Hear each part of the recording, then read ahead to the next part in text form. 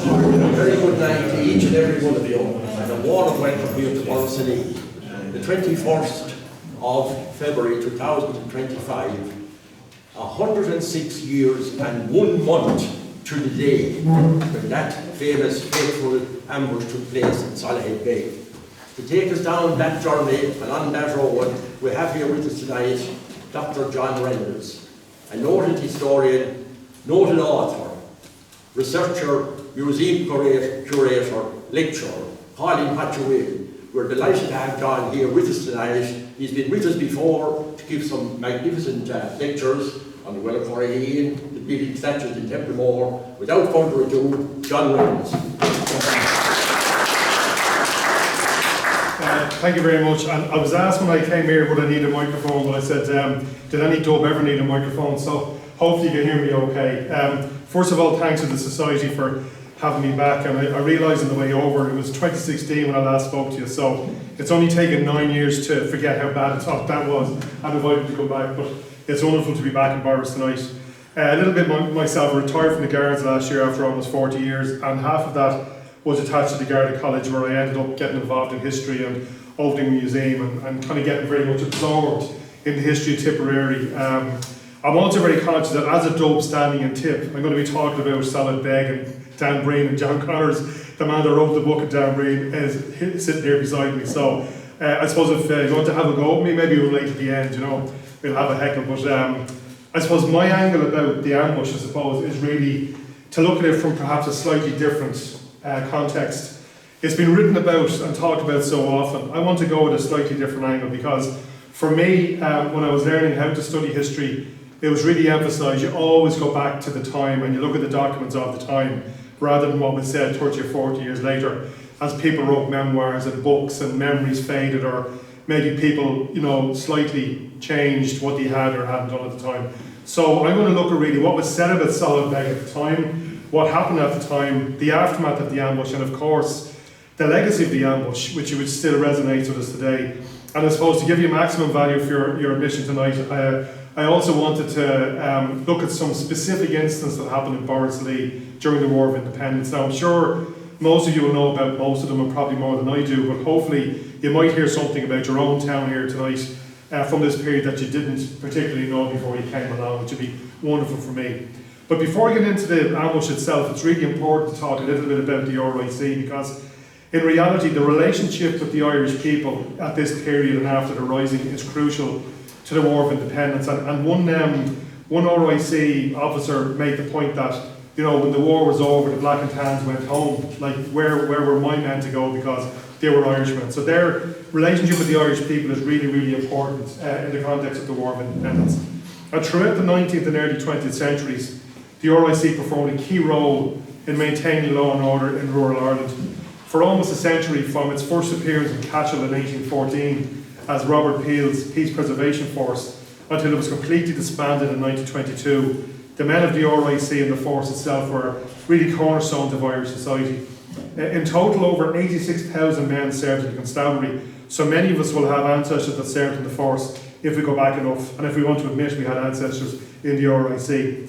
One historian wrote about the force that they were the public face of government in Ireland, responsible for everything from muzzling a dog to suppressing rebellion. And obviously the RIC is a very controversial subject, and the portrayal of the force in Irish history has understandably, since independence, been overwhelmingly negative. They're generally depicted as a colonial paramilitary police force, really inseparable from the Black and Tans and auxiliary division, who we'll talk about later on, who carried out numerous atrocities in Ireland. As you'd imagine, Dan Breen wasn't a fan. He characterised the force as a pack of deserters, spies and hirelings, the eyes and ears of British intelligence. So to their enemies, the RIC were the visible, daily embodiment of British rule in Ireland, even though they were Irishmen. And obviously, while it suited the purposes of Republicans to portray the RIC as mercenaries, the reasons why young Irishmen joined in such numbers were pretty simple. Being a policeman was a secure job. It had some prospect of promotion. But if you were a Catholic, you would not get above the rank of sergeant until well into the 20th century. So there was some prospect of limited promotion, and there was a pension at the end of their service. And most applicants came from humble backgrounds, labouring, farming, shop assistants, the average rank and file member. So for those men joining the RIC, It was an alternative to emigration or poverty for those men from humble backgrounds. And policing was viewed as a job rather than a vocation. So the idea that young men joined to suppress their fellow Irishmen is really, there's nothing to support that at all. And for most of its existence, the RIC were generally well accepted and respected. And in most towns and villages and parishes, the local sergeant, the parish priest and the school teacher were really the key characters in small towns and villages throughout Ireland. And obviously the men of the RIC married local women, their children went to local schools. So for long periods there was a high level of acceptance. Of course this relationship did change profoundly during certain periods of conflict in society, obviously during the land wars, the famine, and most notably after the 1916 Rising. For example, Kevin O'Higgins, the Minister for Justice who was assassinated in 1927, he commented of those who had joined the RIC in the past that it was, quote, the height of ambition for most young fellas who happened to be 5'9" or thereabouts. And it's illustrated this wonderful photograph of RIC applicants being measured at the Phoenix Park Depot. The young lad is standing there with in his bare feet, there's a piece of paper under his heel so he can't squeeze another half inch out. And would you believe, I went through the same process myself in 1983 and using the same measuring device, which obviously doesn't apply anymore. In January 1919, just before the conflict broke out, the RIC had a total of 12,900 policemen, and of course that was within the 32 counties of Ireland because the RIC was a 32 county force. That strength of policemen had changed little from the 1850s. In Tipperary we had 79 barracks in 1919, but back in 1871 there had been 153 barracks in Tipperary, but the numbers had dropped dramatically because generally things were quite peaceful up until the Easter Rising. By contrast, it was estimated that the strength of the volunteers was estimated to be 112,000 in 1919. During the War of Independence, over 500 policemen were killed in Ireland, and as shown in this map that I drew from my thesis, almost 50 died in Tipperary alone. And statistically, it was the most dangerous place in Ireland to be a policeman, because 10% of the casualties took place in Tipperary. When the Rising took place, and again, going back to the original documents at the time, there was not a lot of support for it initially. The Tipperary Star, for example, described it as inexplicable imbecility. How any body of men could embark on such a desperate enterprise passes common sense comprehension. It's the old story, everything lost and nothing gained. During the Rising, 14 policemen were killed in Ireland, including 2 here in Tipperary, Sergeant Thomas Rourke and this man, Constable John Hurley. Both were shot dead while trying to arrest a volunteer called Michael O'Callaghan for making what was described as a treasonous speech near Tipperary town. O'Callaghan subsequently fled to America, and this notice appeared in the RIC magazine Hue and Cry in May 1916. It contains the wonderful description of O'Callaghan as having, quote, a Tipperary accent, being bow-legged, of sullen appearance, is highly dangerous and is supposed to be mentally deranged. So that's what the police description of O'Callaghan was. But for Dan Breen and other militants such as Sean Tracy and Sean Hogan, they were angry that they had missed out on the Rising because it had been called off effectively by Owen O'Neill, the leader of the Irish Volunteers, and they felt by his actions O'Callaghan had, quote, saved the name of Tipperary during Easter week. So Dan Breen was interviewed in 1967, shortly before he died, about these events. So I'm just going to bring up a little piece about what he said about the RIC and about the Rising. And to make an effort not to miss the next time. And that there was going to be next time, and soon. We weren't going to wait forever. And you can't leave anyone alive after, because if you do, you're going to get your innocent people executed. They give you the blow down on them and where they were. And you just went and broke them out. And you reported back, you didn't put it in writing, you reported back that they were gone, that's all. In town there were maybe 6 agents. And they knew even what you were thinking of. They knew what you had for your breakfast, dinner and supper if you had it.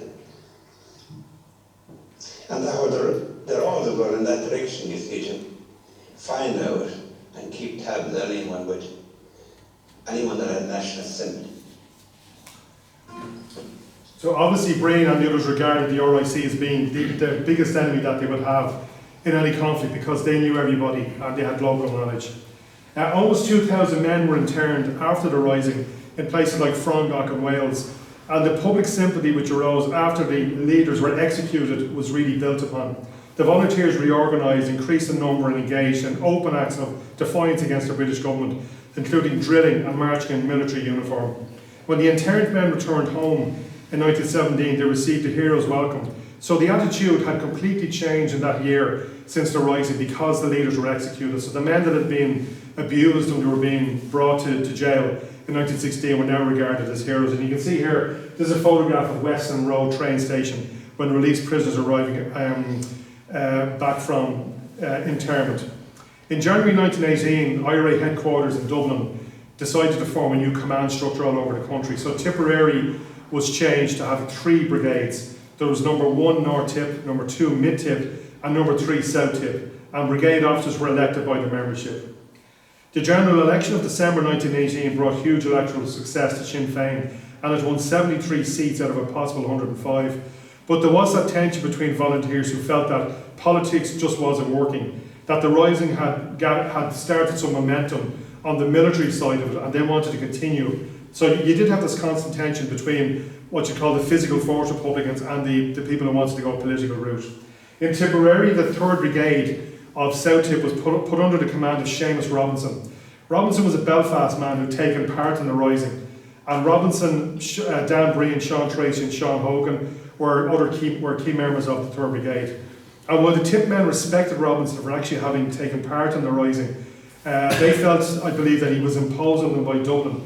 And Robinson wrote himself that he had problems dealing with the local men, and he described them as, quote, they came from the close, clannish world of South Tipperary.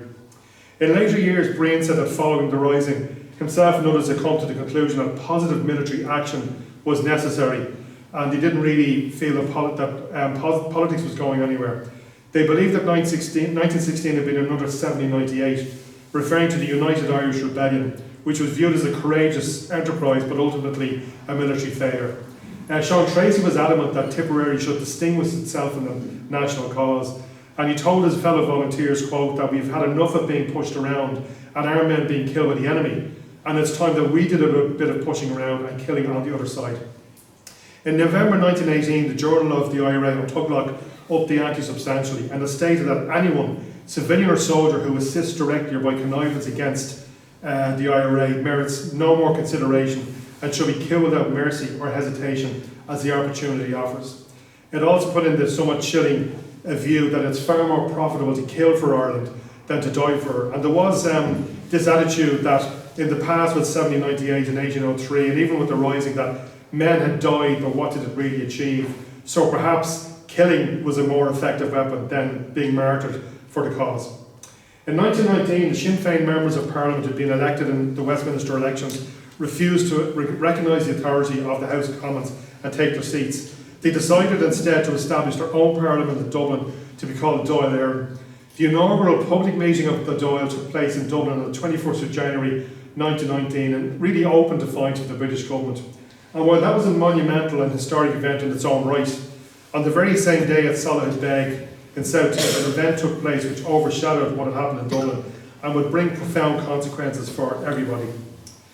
Just before Christmas 1918, the 3rd Brigade got information that a shipment of gelignite intended for use at the quarry in Soloheadbeg was about to be sent here to Tipperary Town Military Barracks. The normal procedure was that the explosives would be taken by County Council employees from the barracks to the quarry under armed escort of the RIC. And at that time it was quite unusual for the RIC to routinely carry weapons, even though technically speaking it was an armed police force. But armed escorts were always provided for the supervision of explosives. At Soloheadbeg, the IRA expected that up to 6 policemen might be part of the escort based on previous deliveries. Volunteer Lawrence Breen, a brother of Dan Breen, got employment at the quarry so he could provide intelligence back to brigade members. Dan Breen and Sean Tracy were already on the run at the time as they were wanted by the RIC, so they moved constantly around Tipperary, staying in safe houses. A derelict house at Hogan's farm in Greenan was set up as a HQ to carry out the planned ambush, and it received the nickname the Tin Hut from the volunteers. 12 members of the 3rd Brigade were selected to take part in the ambush. So from the 15th of January 1919 onwards, scouts were posted along the road between here at the military barracks and the quarry to keep watch of the shipment. Another scout watched the barracks so that he could tell the ambushers when the escort left, how many policemen were with it, and which of the 2 possible routes to the quarry, the Dunno Hill or Bower Kine roads, would be used by the council employees. The remaining ambushers concealed themselves nearby and waited. And then at night, the group spent each night in the tin hut. So this routine was repeated over the following 6 days, but the cart with the gelignite did not make an appearance until the morning of the 21st of January. Because of the prolonged nature of the operation, the 12 original men were now down to 8. And at about noon, a scout signalled that a horse and cart containing the gelignite had left the barracks and was approaching the quarry. 2 council employees, James Godfrey and Patrick Flynn, were on the cart. The police escort consisted of 2 constables, James MacDonald and Patrick O'Connell, who walked behind the cart carrying their rifles. In later life, volunteer Ty Crowe took part in the ambush, said that discussions had taken place amongst the men as to what they were going to do and how many orders there might be. He believed that the policemen would surrender when they were called upon to do so, and he said that none of the volunteers anticipated that the adventure would end in bloodshed and loss of life. Crowe said that their orders were not to fire without orders from Tracy or Robinson, and who was actually in command of the ambush. Crowe's belief was that the intention was only to hold up the policemen and disarm them and seize the gelignite without bloodshed if possible. In later life, in Breen's autobiography, his statements he made to the Bureau of Military History and numerous letters that he wrote, he said that himself and Tracy had decided before the ambush that they were going to shoot whatever number of police came along as an escort, but we did not tell the others anything about this, i.e. the other men that were involved in the ambush. He also said that he had the full intention not alone of taking the gelignite, but of shooting the policeman as, quote, an assertion of the national right to deny the free passage of an armed enemy. As the horse and cart approached the quarry, the order hands up was shouted, but volleys of shots rang out at the same time, and both policemen were killed instantly. Volunteer Ty O'Dwyer said that both council employees were very frightened after the shootings, but Breen assured them that nothing would happen as they were all locals and they all knew each other well. The bodies of the dead policemen were searched and their weapons, handcuffs and ammunition taken. Breen, Tracy and Hogan drove away in the horse and cart with the gelignite. Other IRA men remained at the scene guarding Godfrey and Flynn until the gelignite was a safe distance away. The dead policemen's weapons and equipment were hidden and later passed to the brigade quartermaster. Talking about the ambush later on in his life, Breen expressed his regret that instead of the 6 policemen they'd expected, only 2 had turned up. And he said that 6 dead policemen would have impressed the country more than a mere 2. The fact that the Soloheadbeg ambush took place on the same day as the Dáil met in Dublin for the first time was entirely coincidental, because the ambushers had waited for 6 days. But the coincidence gave the ambush massive symbolism. It was as if the Dáil had declared a republic, and at the same time, the same day, the army of the republic, i.e. the IRA, had fired the first shots in the war aimed at achieving independence and following on from the rising. In the immediate aftermath of the ambush, Tipperary was declared a special military area as shown in this poster. Breen, Tracy and other men involved in the ambush went on the run, as obviously they were all well known by the local RIC. This famous wanted poster seeking Breen was also issued at the time and contains a wonderful description of Breen, that he had a, quote, sulky bulldog appearance, looks rather like a blacksmith coming from work. I've no doubt that this description came from a local RIC man who knew Breen well and didn't probably have much time for him. When news of the ambush reached IRA General Headquarters in Dublin, it caused absolute consternation. The ambush had been carried out without permission and in direct contravention of orders issued by this man, the IRA Chief of Staff, Richard Mulcahy. There was already significant tension between IRA Headquarters and the IRA in Tipperary, and in his diaries, Mulcahy wrote that he, quote, frequently despaired of the IRA in Tipperary as they repeatedly failed to respond to his efforts at improving and instilling military discipline within the organisation. Mulcahy felt that because the ambush had been taken on the initiative of the men in Tipperary, the deaths of the 2 policemen could not be endorsed by the leadership. If the 3rd Brigade men were captured or killed by the police, it couldn't be acknowledged by HQ that they'd been acting on orders, so they would be branded as common murderers, which would bring the IRA itself into disrepute. Mulcahy ordered Robinson, Breen, Hogan and Tracy to leave Ireland and go to America, as many other rebels had done in the past, but the men refused to do so. It took the intervention of Michael Collins himself to try and resolve the situation. He arranged for the Tipperary men, who are now known as the Big Four of the Tipperary IRA, to come to Dublin instead, where they joined a group of IRA volunteers who were known as the Squad or the 12 Apostles. These men had been recruited by Collins specifically to carry out targeted assassinations of key military, political and police personnel.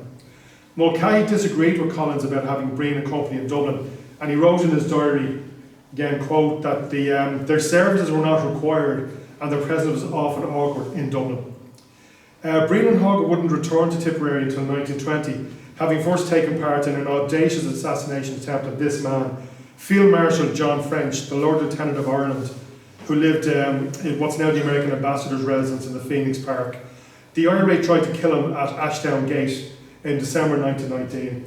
And as well as being Lord Lieutenant, French was the supreme commander of the British Army in Ireland and owned a massive estate at French Park in Roscommon. So for all of those reasons, he was a high priority target for assassination by the IRA. And as you can see in this photograph, French was very lucky to escape with his life. There's a sergeant there pointing out bullet holes in the back of French's car. This man, however, was not so lucky. IRA volunteer Martin Savage from Sligo died when he was shot in the neck by one of Lord French's police escort, and Dan Breen was also shot in the leg during the same ambush. So coming back to Soloheadbeg, while there had been sporadic attacks on the RIC since 1916, this ambush had a new element of ruthlessness which distinguished it from previous incidents. The brutal nature of the ambush came as a shock to many moderate members of Sinn Féin, the IRA, and the wider population, because with other similar events, the policemen had been disarmed and their weapons taken without any bloodshed. The Irish Independent reported widespread outrage in the area caused by the deaths and made the point that neither policeman had been connected with recent political prosecutions in the county. So they were making a distinction that these were ordinary small town village policemen not really involved in the high level political prosecutions that were going on following the rising. So who were the two policemen that died? Constable Patrick O'Connell was originally from Cork, aged 30 and engaged to be married. Following his death, however, his distraught fiancée entered an enclosed order of nuns and remained there for the rest of her life. The remains of Constable O'Connell, with 12 years service in the RIC, were returned here to his home parish of Clonmoyle near Coachford in County Cork for burial. This photo shows the other victim of the ambush, Constable James MacDonald. It was taken around 1917 and it shows him with his wife and children. And she unfortunately died shortly after their sixth child was born, having been confined to a wheelchair for many years before she died. So in January 1919, just before he was killed, James MacDonald had become a widower, raising 6 children on his own. Aged 56, MacDonald came from Belmullers in County Mayo and had served in various barracks throughout Tipperary for over 26 years. A few days before he died, he'd been having a conversation in the pub with a friend of his, and they were talking about the increasing hostility towards the RIC that was now prevalent. And MacDonald kind of made the joke to his friend, "Do you think the Sinn Féiners would shoot me? I don't think they would myself." A fluent Irish speaker, James MacDonald was known for his sense of humour, and when visiting schools, he'd give a penny to a child who could spell a difficult word like rhododendron correctly. And tragically, James MacDonald had been due to retire from the RIC the week after the ambush. So as you can imagine, his death had devastating consequences for his family. His now orphaned children, one of whom who was disabled, were split up and divided amongst family members in Ireland, England and the USA. And given the fact that there were 6 children, it was not possible to keep them all together as a family. The Requiem Mass for Constable MacDonald took place here at St Michael's Church in Tiptown. And during the Mass, Monsignor Arthur Ryan said, "We must show our abhorrence of this human act. We must denounce it and the cowardly miscreants who are guilty of it, and all those who try to excuse or justify it." Monsignor Ryan also read out a letter from Dr. Harty, the Archbishop of the Diocese of Castle and Emily, in which he condemned the killings as cold-blooded murder for which there was no justification. Harty went on to say that it used to be remarked that where Tipperary leads, Ireland follows, but God help poor Ireland if she follows this deed of blood. And the relationship between the Catholic Church and the IRA surrounding events like this is really interesting. There was an awful lot of tension, and for example, neither Michael Collins or Dan Breen were known for their religious devotion or piety, and Collins had a reputation for being actively anti-clerical. When he made his maiden political speech in London in 1908, it was described as, quote, "a violent attack upon the influence of the Catholic hierarchy and the clergy." And many IRA volunteers kind of had this dilemma around the morals and ethics of taking part in ambushes and killing people. And most volunteers, I suppose, used the justification that they were soldiers involved in the war. And they did meet differing levels of support from various priests around the country at the time. Volunteers were quite shocked then when Bishop Cullen of Cork announced that the killers of policemen will be excommunicated. In a pastoral letter, he said that killing of police was morally murder, politically of no consequence, and the burning of barracks was simply the destruction of Irish property. So as I said at the beginning, what was reported at the time is perhaps quite different. It was later on reported about these events surrounding Soloheadbeg. The inquest into the deaths of both policemen took place only the day after the ambush, which was quite normal at the time. The council employees Godfrey and Flynn were called as witnesses, and they were closely questioned by RIC District Inspector Brownrigg about what had happened during the ambush. The intelligence reports that were sent to Dublin Castle by the RIC show that the police correctly believed that both men knew the killers well, but neither could or would identify them for obvious reasons. Their evidence was reported in the newspapers as being of the most confusing character, and Flynn apparently fainted while in the witness box.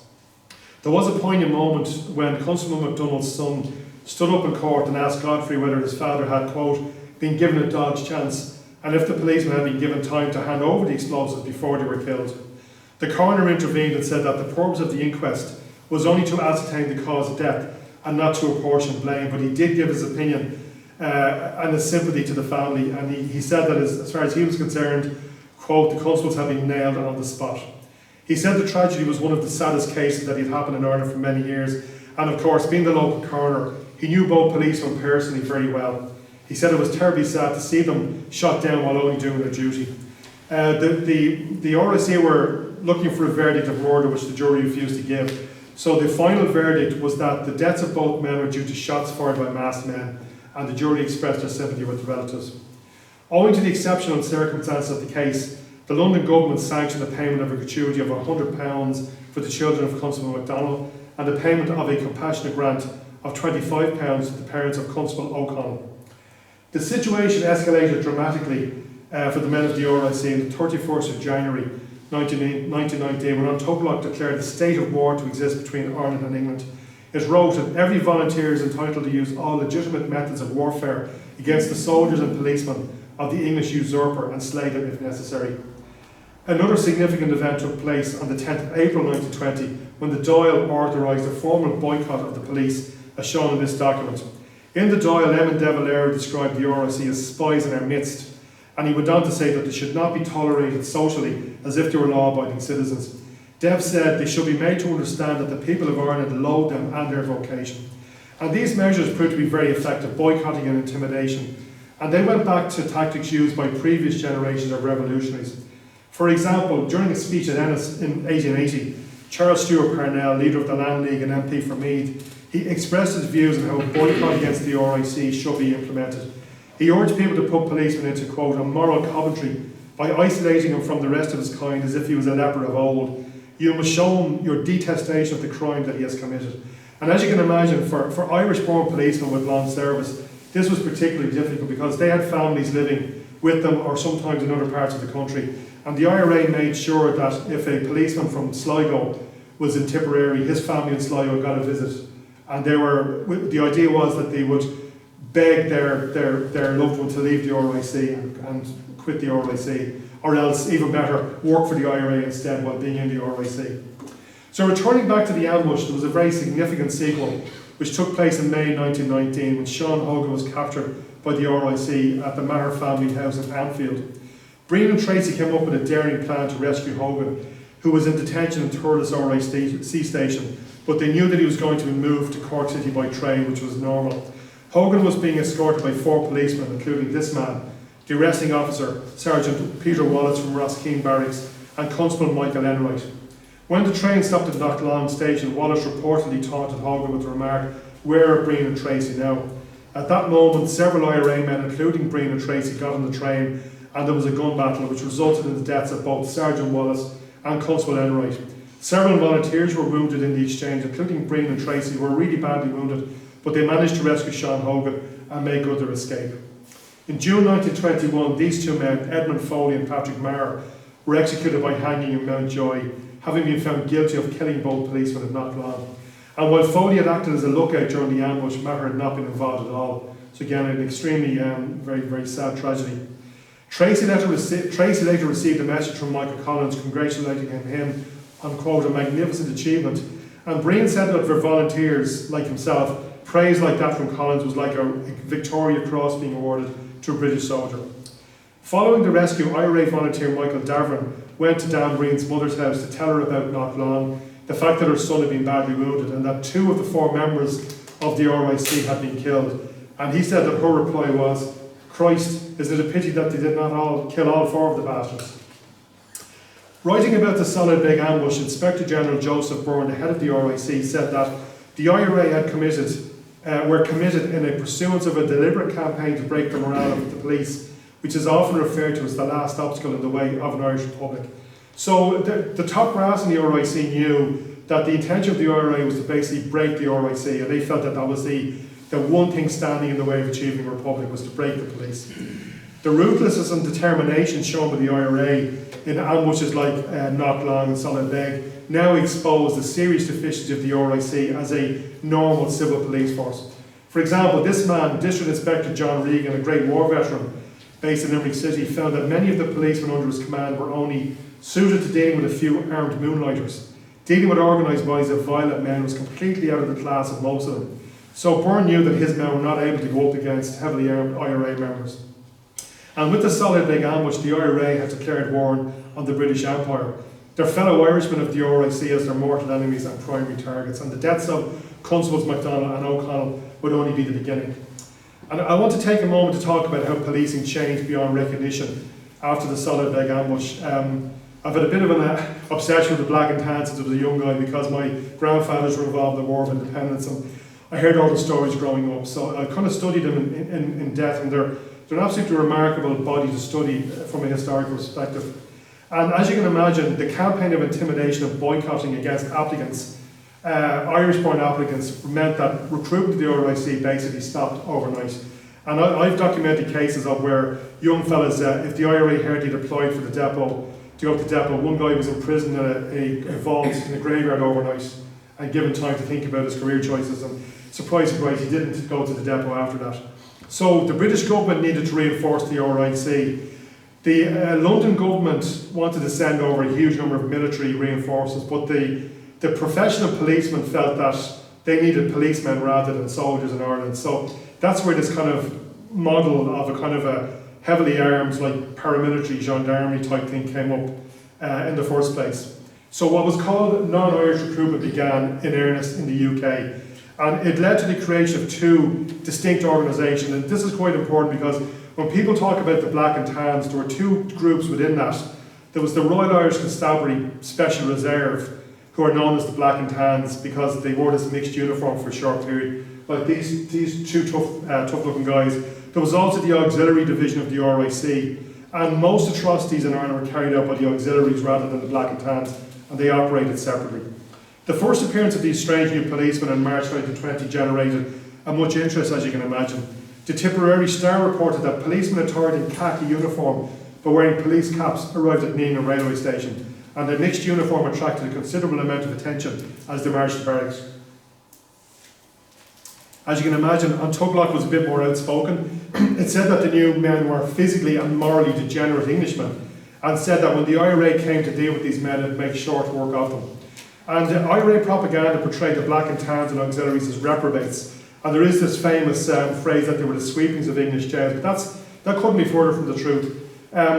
People could not get into the Black and Tans or auxiliaries without an exemplary military record, and a lot of them were thrown out in the actual vetting process in the UK. Almost every one of them was a former soldier of the Great War, and several hundred were actually Irishmen again, which is not that well known. So you needed an exemplary record to exist, but they were not policemen in the normal sense of the word, and that's the thing.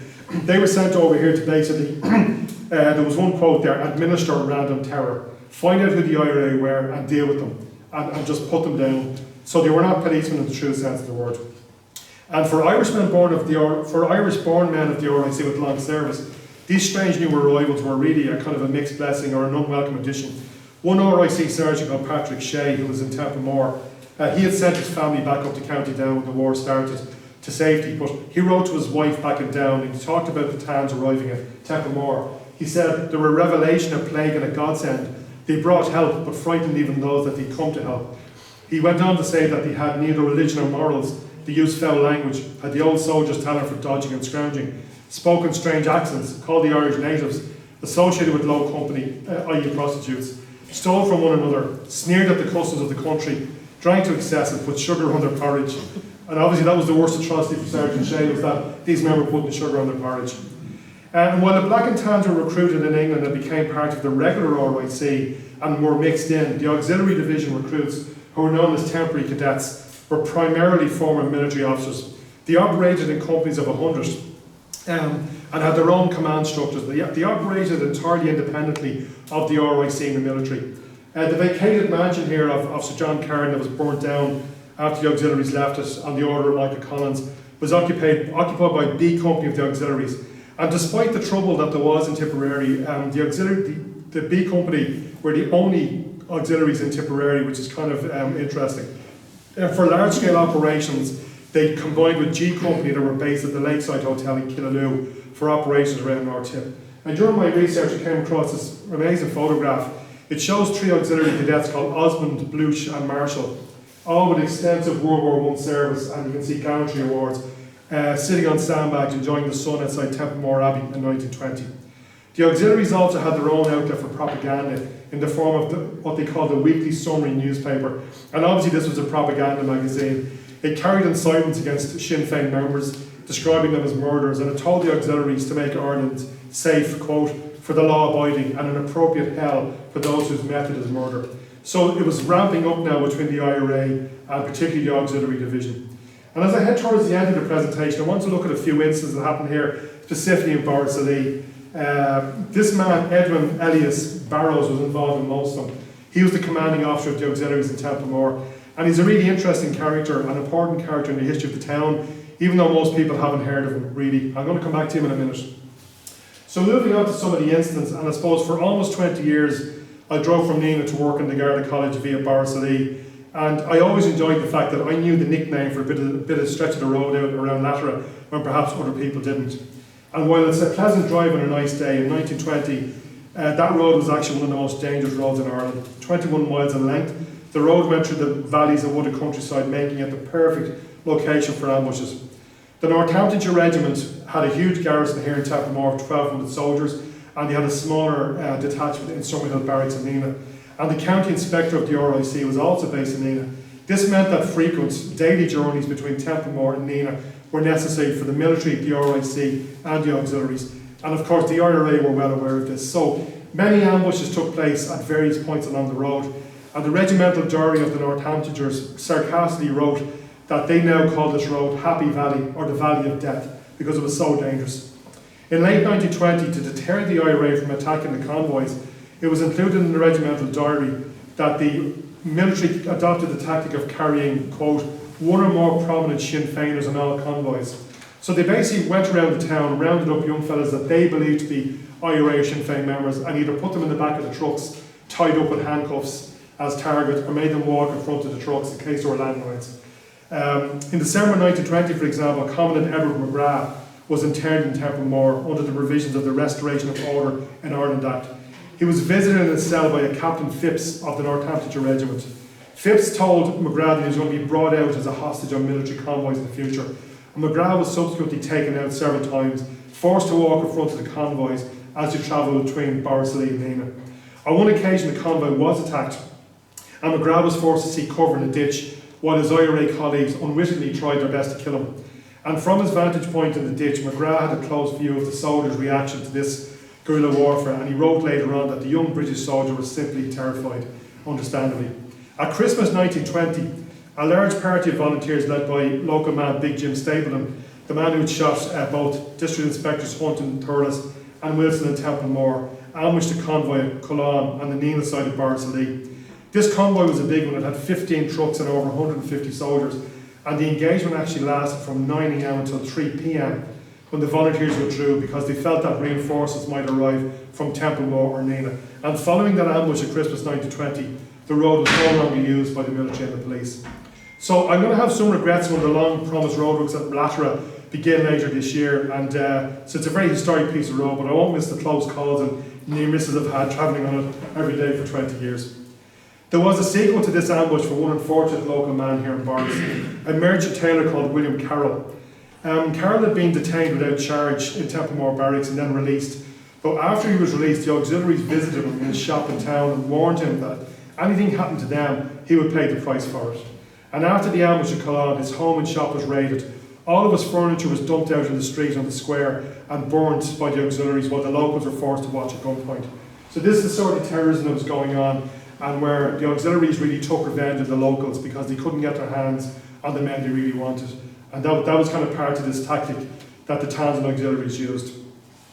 On the 29th of January 1921, the RIC received information that up to 80 men were hiding in the Knockanur area. So the area was flooded by a large number of military Black and Townsend auxiliaries.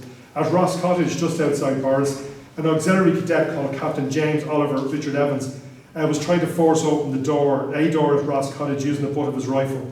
The weapon went off and the bullet struck an unfortunate constable called George Sweeney, who was standing about 3 yards behind him, fatally wounding him. So while George Sweeney was a Black and Tan, he was actually a Catholic that had been born to Irish parents in London, and it was reported that he'd been to confession just a couple of hours before his tragic death. These documents from the Military Court of Inquiry, which investigated this tragic incident, found no wrongdoing, and it didn't apportion blame to anybody for George Sweeney's accidental death. But it did issue a recommendation that the practice of using rifle butts to break open locked doors is not recommended. And tragically for George Sweeney, the recommendation was made on the basis of the damage might be done to the rifles, not the fact that George Sweeney had been killed in an event like this. So poor George Sweeney. On the 21st of February 1921, an RIC patrol from Borris was fired on by the IRA while patrolling in the Rathcarden area. The following day, a patrol under the command of my friend, District Inspector Barrows, I mentioned earlier, set out from Templemore to look for the IRA men. This patrol resulted in the death of a local man, John Stapleton, from Corse Park. This document is actually signed by Barrows and it's from the Military Court of Inquiry, which investigated the death. And I should say, at this time, Ireland was really under martial law, so the courts weren't functioning. So when something happened, it was investigated by a military tribunal sitting in Templemore. And I'm sure you can imagine what the results were going to be from those military inquiries. Barrows gave evidence that he searched the property of a man called Tim Ryan in Rathcarden. He said that he found what he called, quote, IRA equipment, and ordered the arrest of an occupant of the house who gave the name John Ryan. Barrows said that Ryan ran away, failed to respond to an order to stop, and was shot dead by the auxiliaries. This version of events was confirmed by Auxiliary Cadet James Marshall, the man who was in the photograph earlier in Templemore. He was number 2 in command to Burrows. Despite his wounds, the man who was actually called John Stapleton managed to get as far via the sand trap. He made his way to the bridge at Palace, where he happened to meet his cousin Mary Stapleton, a member of Cumann. John was taken to Thurles Workhouse Hospital, and he was visited there by the local RIC Sergeant Michael Donoghue of Borris, and who identified him as John Stapleton and not John Ryan. And John Stapleton died of his wounds 5 days later. In his evidence, Dr. Callanan outlined the bullet wounds received by John Stapleton. One bullet traversed his kidney, liver and the base of his right lung. Another bullet penetrated his groin, causing much internal damage. As you can imagine, the Military Court of Inquiry determined that the cause of death was as a result of gunshot wounds received, and it said that the shots were lawfully fired by members of the auxiliaries in Rathcarden who were in the course of their duty. On the 21st of March, another awful instant tragedy took place here in Borris when 16-year-old Martin Burke was shot dead at the bridge in Garnbrana at the hands of this company of auxiliaries, G Company from Killaloe.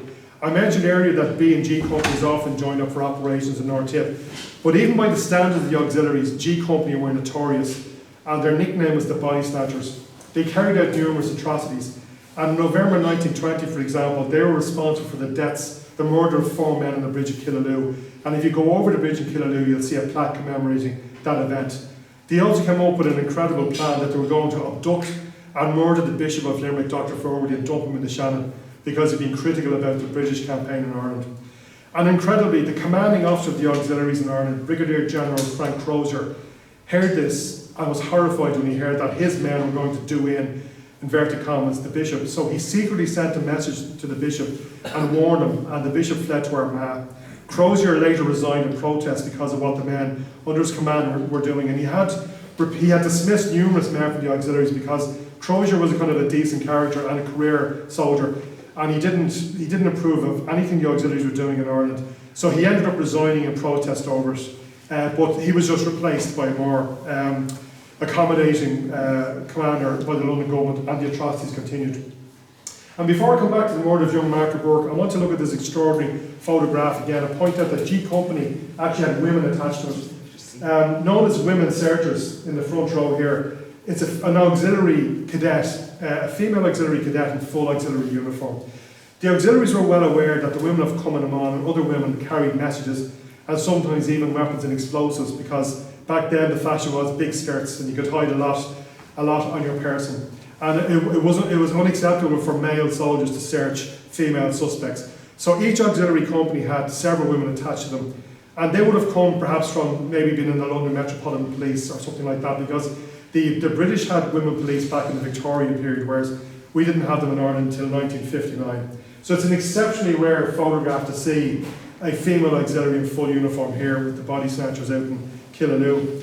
And Martin Burke had actually, quite tragically, lived at Ross Cottage, and again, you all know this from the lovely ceremony that took place a couple of years back. He lived at Ross Cottage where the unfortunate Constable George Sweeney had been shot dead a few weeks earlier. And these documents again are from the Military Court of Inquiry convened in Templemore, which investigated this death. An auxiliary cadet called Henry John Splatt gave evidence that while on patrol at Garrandrana, he saw what he described as two men running from the patrol. He called on them to stop and fired several warning shots from a revolver. He said that they failed to stop, so he opened fire with a machine gun, killing Martin Burke, who was only 16. Daniel Ryan, who was only 13 years of age, was the other man in inverted commas referred to by Splatt. And of course, both boys were only collecting water for the school, the old school at Garrandrana beside the bridge. As with other similar cases, the Military Court of Inquiry found Splatt to be blameless and said he was acting under orders and was fully justified to do what he did. And so it was wonderful to see the plaque erected at the spot in Garrandrana so that he wouldn't be forgotten. And like so many other cases in Ireland during the time, it was a deathly sad and needless death. On the 28th of June 1921, the last large-scale operation against Crown forces in North Tip, before the truce took place with the RIC barracks here in Borris, was attacked. It was of very strategic importance because it was on the main street, it was on the route between Nina and Thurles, and close to the garrison town of Templemore. The barracks have been heavily fortified, as shown in these plans I found in the National Archives. And like a lot of other barracks in Ireland, such as this one in Templederry, the barracks have been fortified with steel plate, barbed wire, sandbags and landmines around the perimeter.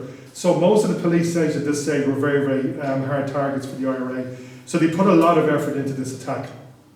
The IRA received intelligence that Mayor's pub next door, which isn't in the picture here, had been sealed off with the police, and they'd laid booby traps upstairs so that the IRA couldn't come in from the side, which had happened in other barracks attacks.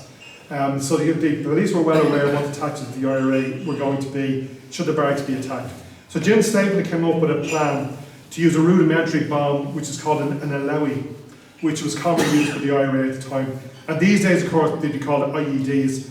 But back then, what they did was they took a stick of gelignite, it was wrapped in mud, which was sticky. And the idea was you light the fuse and throw it at the building, and if the bomb stuck, it would go off before detonating. The previous tactic had been to get onto the roof of the barracks, make holes in the slates, pour petrol in and set fire to it, but they couldn't get up to the roof because the barracks was well fortified. So in the days leading up to the attack, over 30 volunteers were tasked with manufacturing these IEDs, and over 400 men. And this is really remarkable. For all three Tipperary brigades took place in this attack. It was one of the largest barrack attacks in the country during the War of Independence. On the evening of the attack, all roads leading into Borris were barricaded, trenches were dug and telephone wires were cut. The volunteers lay in wait all over the area because it was expected that reinforcements. The normal procedure was, if the wires were cut, is the police would send up flares from an upstairs window, and the flares would be seen in Templemore, in the what's now the Garda College, Richmond Barracks. And it was expected that reinforcements would be summoned by the police once the attack began. So to counter that, the IRA carried out sniper attacks on police barracks in Soloheadbeg, Templetui and Barnan to draw attention away from Borris. The main attack began at 11 p.m. when rifle fire was directed at the barracks and the bombs were thrown. The barracks did catch fire, but the flames died out fairly quickly, and more bombs were thrown with similar results. And Jim Stapleton realised that the barracks was not going to easily be set ablaze. The police did send up flares to someone assisted, but none came because it was felt in Templemore that they were being lured into an ambush. So the men in Borrisley were on their own till the attack was over. At about 2:15, as the barrack burning had not worked out as planned, it was decided to end the attack by a pre-arranged signal. This signal was the ringing of the bell in Borrisley Church, And comment Jimmy Lahey later wrote that the signal had been deliberately chosen by Jim Stapleton, quote, because it would annoy the local parish priest who was strongly opposed to the IRA. So there's always a little local angle with these things, or little relationship issues with these events. In the period leading up to the attack, an unfortunate local farm neighbour, an ex-soldier called Patrick Maher, was executed by the IRA. He'd been seen socialising with policemen and ignored warnings to cease doing so. And as happened all over the country, his body was found one morning in a ditch by massgoers with a notice around his neck saying, "Executed by the IRA, spies and informers beware," attached to his body.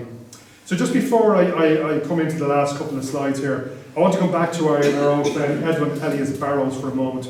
And obviously Palestine is in the news for all the wrong reasons at the moment, but there's a unique connection between Barnsley and Palestine. After the RIC was disbanded, Barrows and hundreds of other Tanzan auxiliaries were sent to Palestine by Winston Churchill. This is Barrows in Nazareth in 1922, doing exactly what he had done in Tipperary a year earlier, just wearing a different uniform. And as you can imagine, the deployment of the Palestine police, using the same tactics as they had done in Ireland, led to similar allegations of brutality and lawlessness.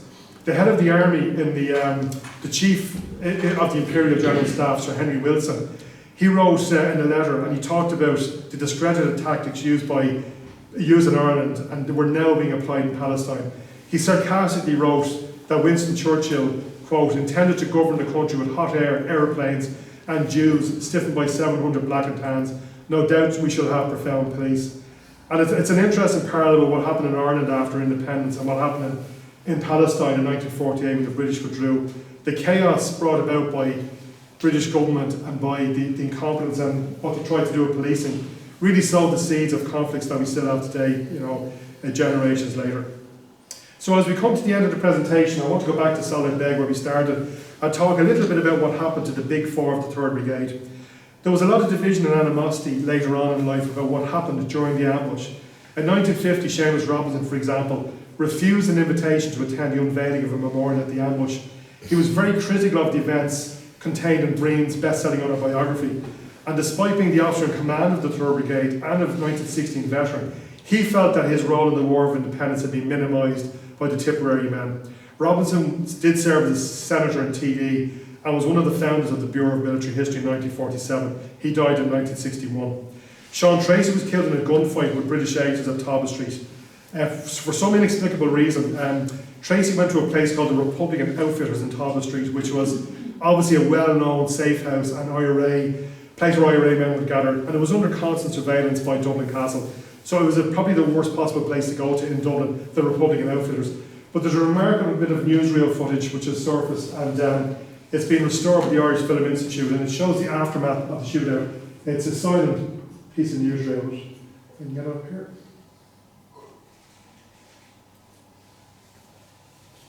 So this is just after the Tracy is killed along with a British intelligence officer called Lieutenant Price.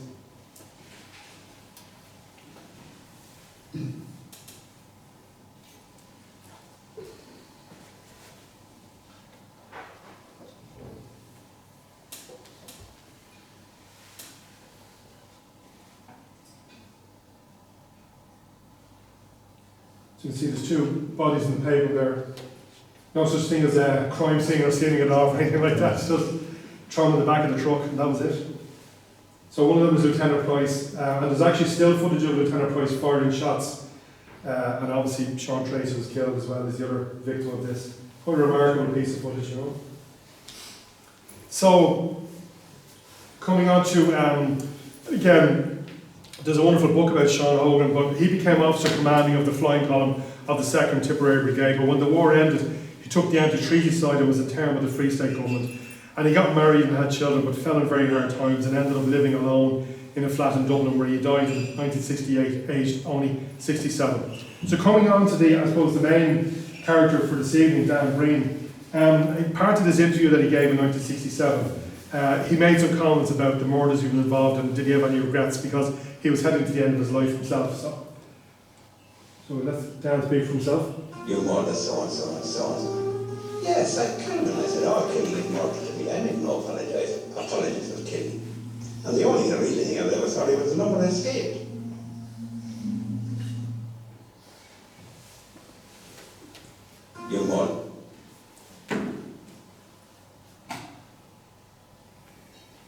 I don't make any bones about killing. Anyone that comes into my house in my country and tries to take over by force, I'm going to kill him, and I'll use anybody needs to do it.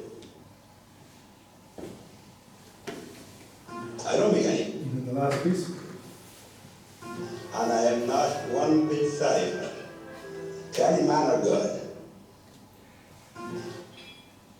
So, I mean, obviously Dan needs several lectures of his own, but a remarkable life he lived, and the wonderful book by John here covered an awful lot of it. He's obviously revered by many people, particularly in Tipperary, but there's no doubt he's a controversial figure as well. He went on to serve as a Tipperary TD for 40 years, and he had numerous adventures in Ireland, the USA and other places covered in John's wonderful book. And so after Breen died and was the subject of many eulogies in newspapers understandably, Christopher MacDonald, the son of Constable MacDonald, wrote to one newspaper saying what happened to his family after the ambush. He wrote that my father was an old man of 65 and due to retire on pension a week after the ambush. He had a large family, including myself, a cripple on crutches. My mother was paralysed for years and confined to a wheelchair until she died. When my father's body was taken in, we found he was shot in the back. He was a good man and respected by people in Tipperary. Many times I saw him bring farmers with too much drink taken on fair days, leading the horses and carts outside the town so that other policemen would not arrest them. Well, Dan Breen has now gone to meet the same God as my father did, and as a Christian I will not judge him, although he left us with broken hearts and a broken home. So let's hear less of this hero worship, so of the understandable views of the son of Constable MacDonald. On the 21st of January 1969, the 50th anniversary of the ambush, a notice appeared in the Irish Times commemorating both policemen. It was published in proud memory of two fine Irishmen and their gallant comrades of the old RIC. And that's a really interesting phrase because by that time, both the RIC and the IRA had started to use old in front of it. And that was done deliberately to distinguish themselves. So the men who were in the RIC before 1919 had nothing to do with the Tasman Auxiliaries, wanted to be seen as being different. So they were the old RIC. In a similar way, the men who fought in the War of Independence before the Civil War, the split, and then the official IRA in the 1960s, they used the term old IRA. And using those phrases, it kind of, I suppose it's kind of, the distinction between old and new, it implies tradition and honour and legitimacy and acceptance. In 2010, a new memorial garden was opened inside the grounds of Dublin Castle, and it commemorates 89 members of the Garda Síochána killed in the line of duty since the foundation of the force in 1922. But very discreetly in the corner, there's a very, very small plaque that you hardly see, commemorating deceased members of both the RIC and the Dublin Metropolitan Police. And as far as I'm aware, this is the only state acknowledgement of the RIC in the Republic of Ireland.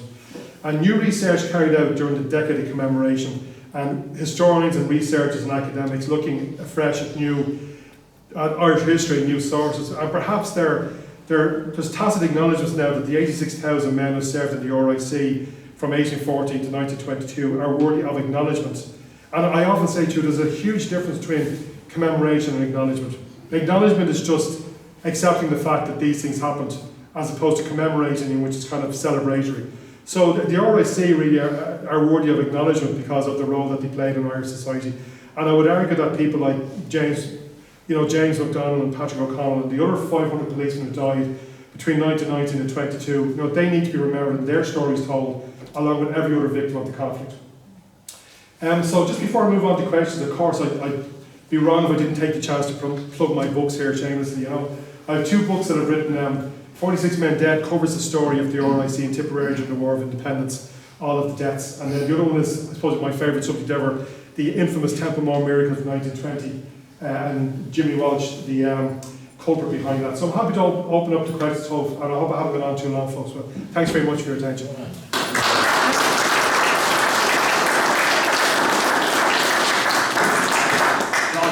thank you very much. That was a magnificent lecture, broad-ranging, riveting, and beautifully illustrated. So there's food for thought and reflection on all sides. So if anyone would like to have a chat with John, a few comments, and then we'll have our usual cup of tea at the back. Thank you everyone, and thank you, John. Thank you very much.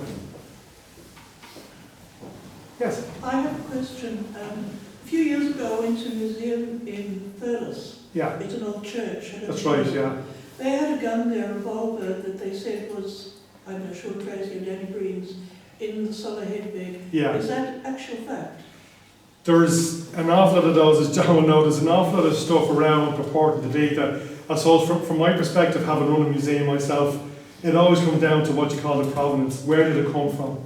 And how can you say, like, it was definitely there, unless you got a direct line that it was handed to somebody, and then it was handed to somebody else.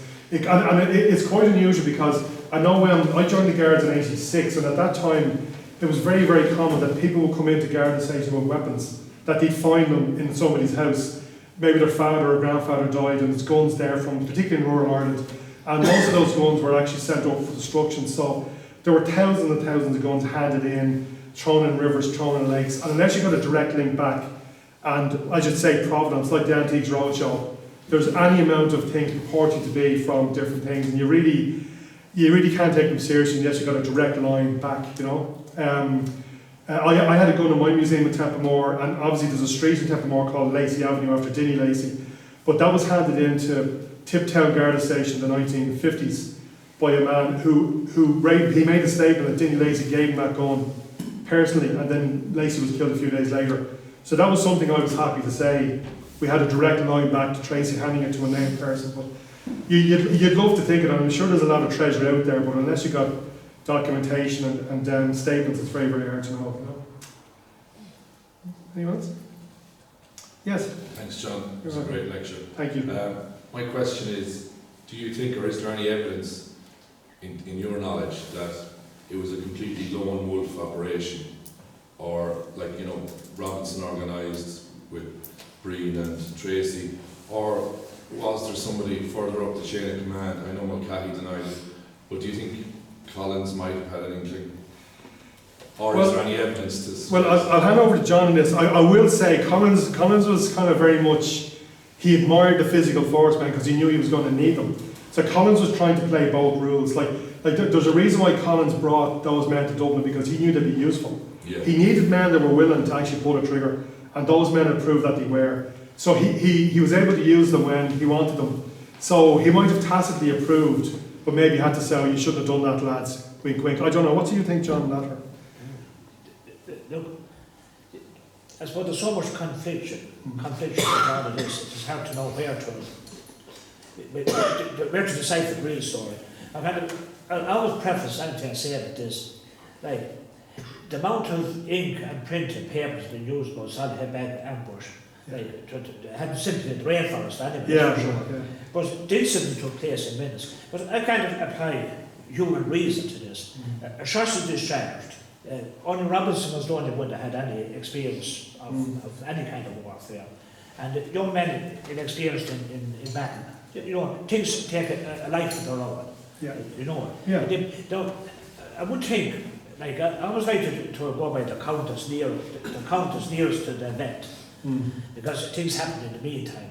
But when Dan Breen wrote his first biography, his autobiography, he said, because of his surrender, they refused to do so. He said, they were brave Irishmen too, just like us. Yeah. So I'd like to think maybe that'd be near the time.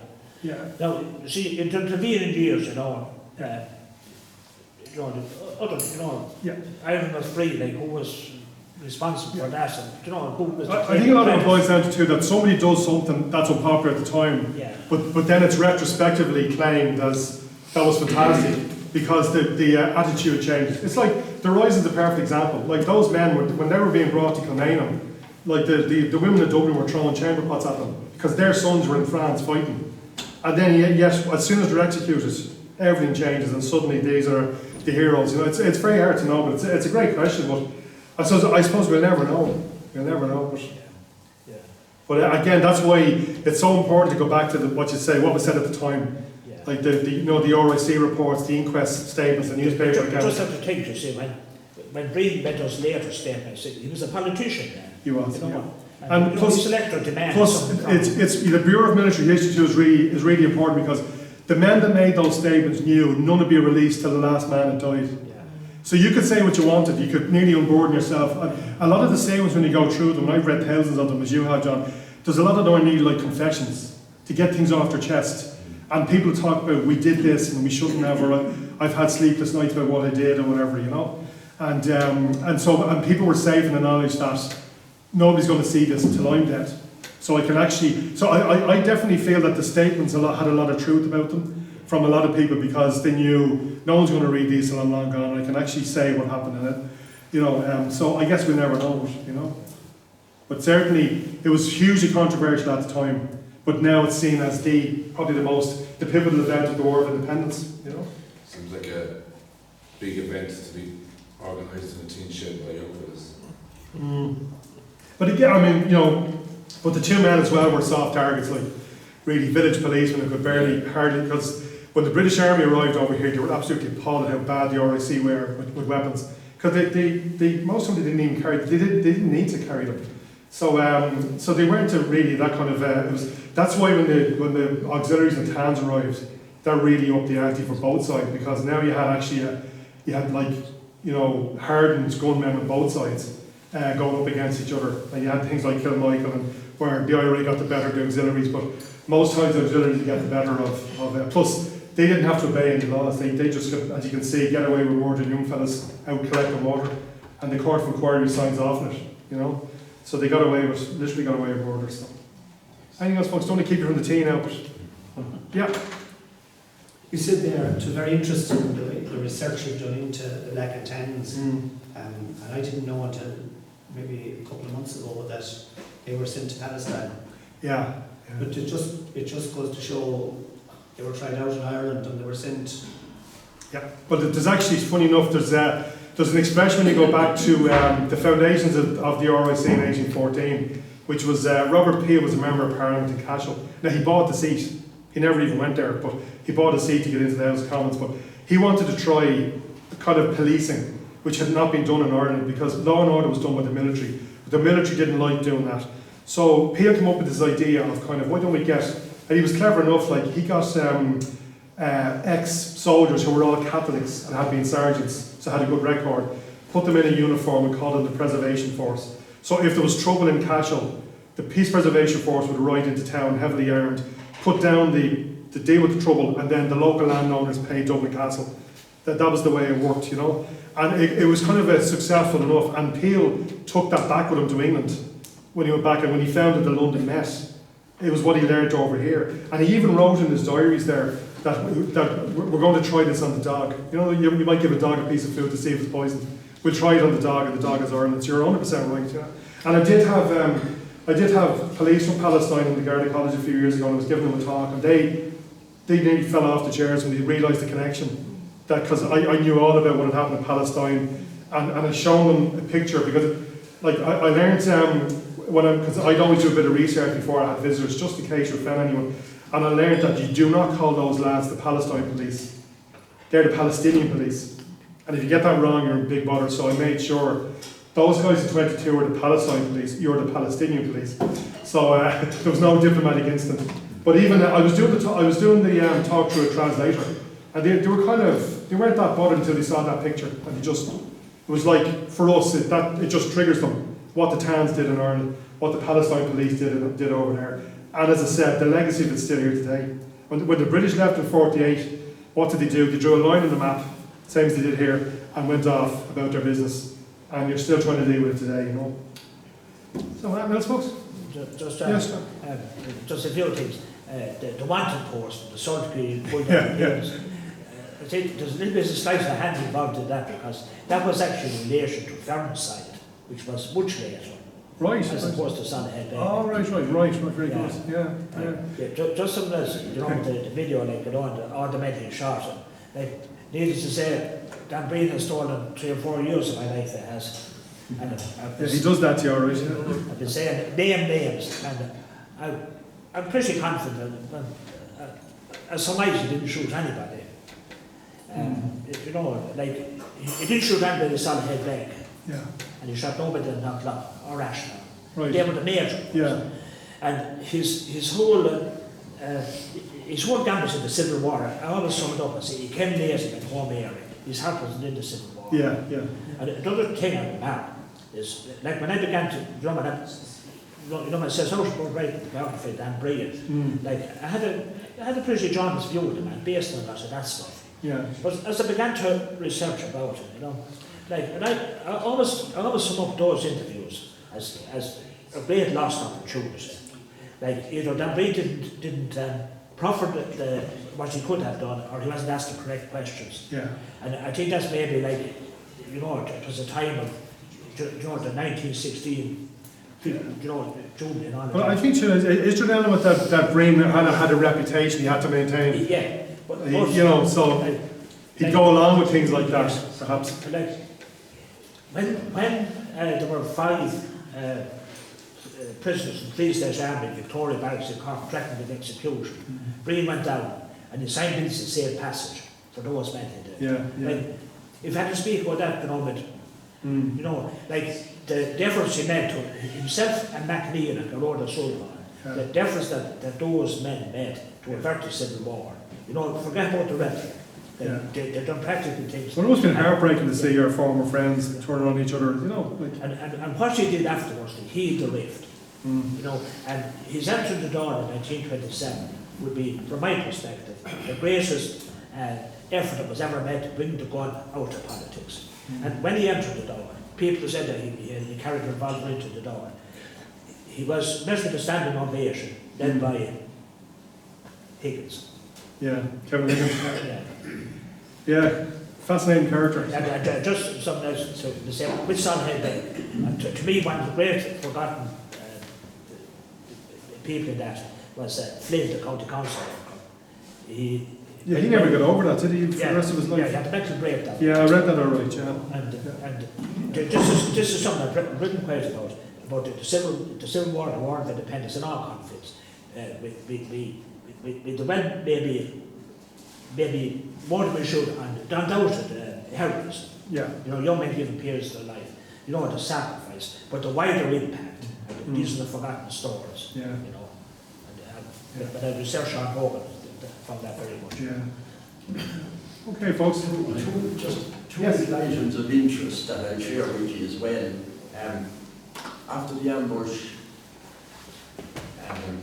in Soloheadbeg, Green and Tracy were looked after by a lady from Bursley, a member of Cumbernaman. She was known as Winnie Doherty. She had been divorced. And another tangential thing is that when I started with the county council in the 60s, there was a special breed of driver called an explosives van driver. And when the trade union was making their submission to give that driver a differential over and